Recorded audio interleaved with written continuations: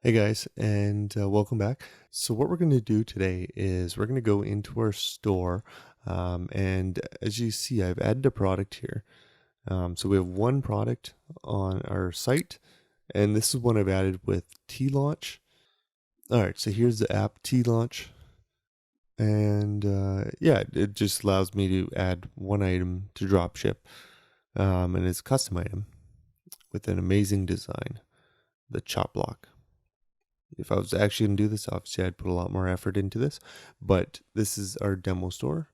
So we're going to set up our feed now. So what I'm going to do, this is for the Shopify users. So if you're a WordPress user, I will try to get into how to do that in a later video. But for now, this is going to be for Shopify, and this is going to be the easy button essentially. So go into your apps. All right, guys. So here's our app. Shopify App Store. So type in Google Shop. Actually, just type in Google Feed. It's going to bring up a list of different ones that you can use. So here's one that's free to install.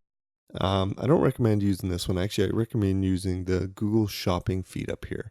There's a few other ones you can use, and I'm sure there's some other great ones in there, but this is the one I've used. I enjoy this one. It works well for me. So go into here, Google Shopping feed, and this one actually links up with your Facebook as well, if you want to go that route. So as you can see, it has a few different pricing plans. If you have under 5 products, it's actually not going to charge you anything. It's going to be a free plan, and then once you get up to 6 or to 50 products, it's going to charge you $3 a month. So it's not too unreasonable.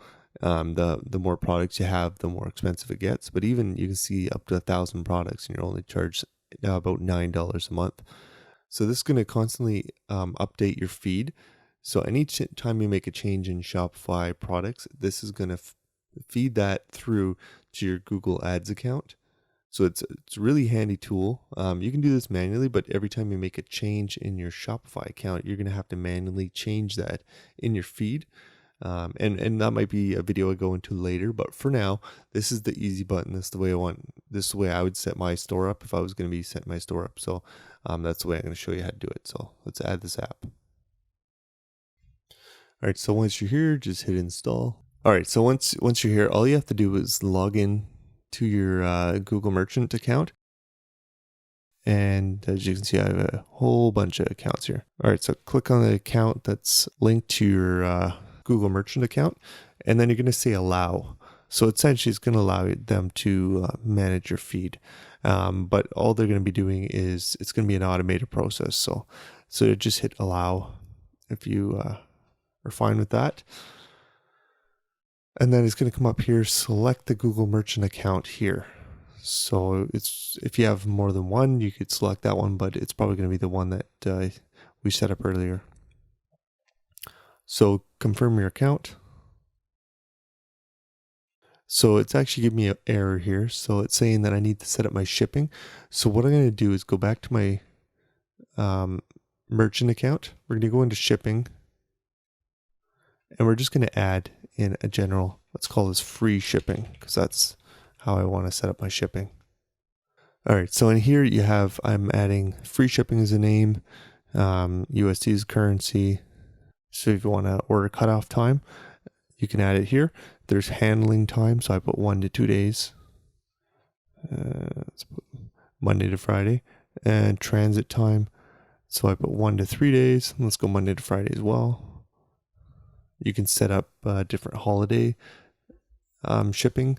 And down here, here's the rate. So you go down here, you can add a shipping rate.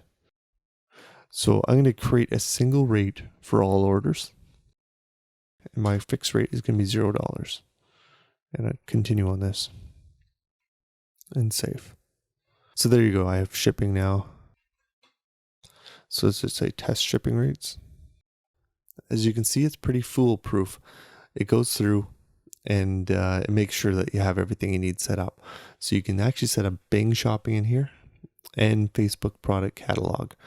And that's going to allow you to target on Facebook. So it's set up now. We'll go to next step. Now it's going to give you a few different options here. published products. So we have one. What needs to include in the feed.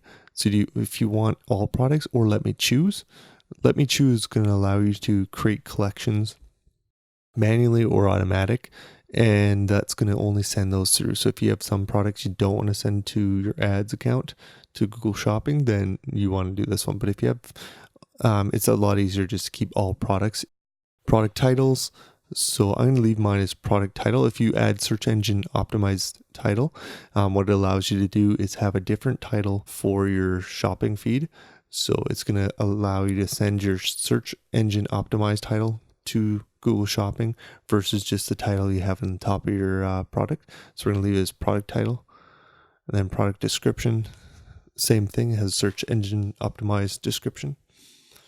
And you can change this from first variant to all variants. So this is going to create multiple different variants for different colors or different any kind of variants that you have set up. So if you want to add the color into your title or your variant into the title, then you want to check this off as yes.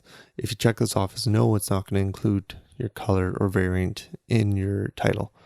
So I would just leave inventory management as is. Inventory policy.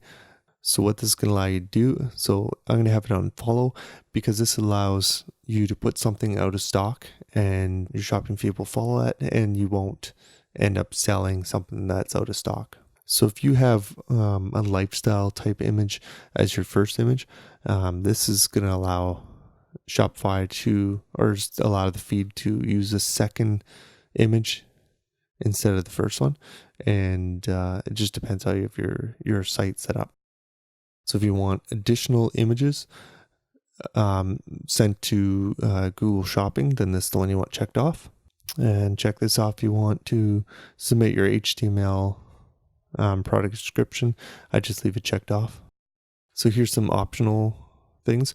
If you have a specific category that you're always going to be selling in, so if you only sell cutting boards, in this case I could go cutting boards and add in, so it automatically knows that all I sell is cutting boards. If you sell multiple different products, I would just leave this blank. Age group, so if you only sell kids toys, you could add this in here too. So identifier management, most of us are going to be using this up here: submit brand name, MPN or SKU, and GTIN barcode. So with this box here, sale price with price. So it's just a different way of allowing you to send your sale price through to Google. So we'll enable that. UTM tags in the URL. So this is going to allow you to send through tracking codes. So I would leave this enabled. So this allows you to track different campaigns and different things like that. And it's going to add some UTM parameters. So I'd leave this checked off. So the next one here, there's global format, which is probably the one you're going to use. It says here that this is common ID format, which is generally used for the Google Merchant Center. There's also SKU and there's variant ID. So I just go global format unless you have a different situation. So we're going to save and next step. So I'm not going to worry about this. We're going to go skip. And obviously we can't do it right now anyways. And Facebook, we're going to skip this as well. All right. So your last step here is we're going to sync this. So hit sync. And there you go. We've officially synced our product. As you can look up here, it says important. If you're submitting products for the first time, please wait for about 10 hours for Google, 4 hours for Facebook, and 24 hours for Bing. I've had to wait longer than this, but I actually had to contact Google to get them to push it through. And I've heard of this happening to other people as well. So if for some reason this doesn't go through in the next 10 hours, contact Google and find out if they can, what's happened. I found it just kind of gets stuck, and I've left it before. I think it was about 5 days, and it never ended up coming through. So I had to contact Google, and it was almost within a few hours of contacting Google that it was submitted to my merchant center. So, and what I mean by getting stuck is this part's fine here. It was back in my Google Merchant Center. So you should see your products come through under here, under products. You will see that they're submitted. So if you're going to see them submitted under products, you'll see them show up in here, and they're going to sit in there and they're going to be waiting for approval. So that's it for this video. That essentially gets your products from your Shopify site over to your Merchant Center. And from the Merchant Center, we're gonna the next video we're gonna do is we're gonna link our Google accounts. So if you know how to do it, then link up your accounts, and if not, I'll show you in the next video.